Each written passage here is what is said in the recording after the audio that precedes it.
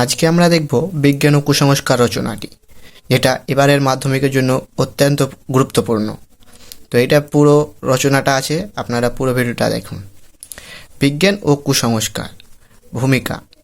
মঙ্গলের অভিযানে সফল হলেও অমঙ্গলের হাত থেকে বাঁচার জন্য মানুষ এখনও কুসংস্কারকে আঁকড়ে ধরে রয়েছে। মানুষ আজ চাঁদে পৌঁছে গেলেও বিজ্ঞান ও কুসংস্কার নাম দুটি বিবর্তকের শব্দ সমান্তরাল এগিয়ে চলছে। এর ফলে সমাজ পা এগানোর সাথে সাথে এক পা করে পিছিয়ে পড়ে। কুসংস্কার কি? কুসংস্কার হলো মানুষের যুক্তি বিচারহীন আনন্দ বিশ্বাস, মিথ্যা ধারণা, এমন অন্ধবিশ্বাস মানুষের অজ্ঞতার কারণে কুসংস্কারে পরিণত হয়েছে।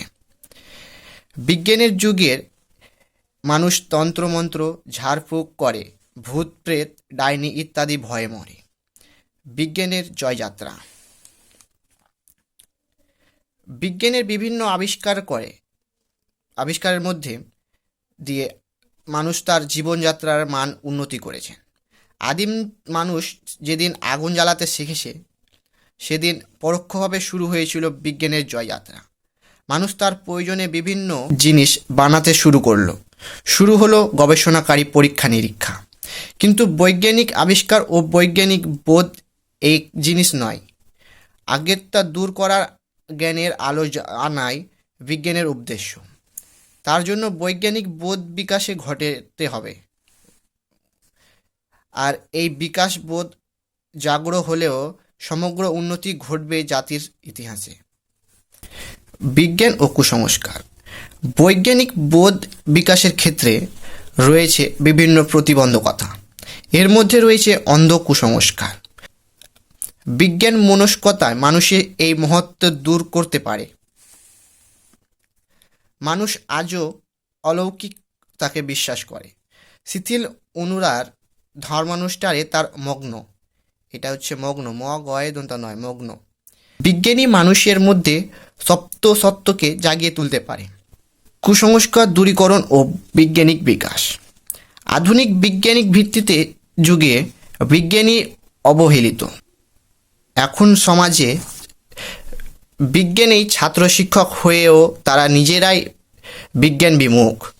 আর তার সারা দেশ জুড়ে রয়ে চলেছে কুসংস্কারের দূর করে বিজ্ঞান মনস্ক ব্যক্তি গড়ে তোলার জন্য জনবিজ্ঞান আন্দোলন গঠিত হয়েছে ভারত জ্ঞান বিজ্ঞান জেঠা। এর উদ্দেশ্য বৃহত্তর বিজ্ঞান আন্দোলন। বিজ্ঞান প্রদর্শনী, বিজ্ঞান মেলা, আলোচনা চক্র ইত্যাদি আয়োজনের মাধ্যমে মানুষের মন থেকে কুসংস্কার দূর করে বিজ্ঞান চেতনার প্রসার ঘটানো যেতে পারে। লাস্ট পয়েন্ট, উপসংহার। আজও মানুষের প্রথমগত কুসংস্কার সমাজে বাসা বেঁধে রয়েছে।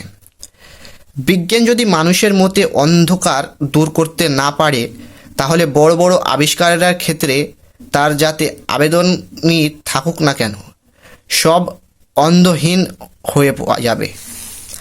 বৈজ্ঞানিক অগ্রগতি তখনই সার্থক লাভ করবে যখন মানুষ বিজ্ঞানকে গ্রহণ করবে মনে প্রাণে। বৈজ্ঞানিক চেতনার আলোকে হয় উঠবে কুসংস্কারের মুক্ত। Thank you for watch this video. আপনাদের যদি ভিডিওটা ভালো লেগে থাকেন তাহলে ভিডিওটাকে লাইক করবেন আর আমাদের চ্যানেলটিকে সাবস্ক্রাইব করে রাখবেন।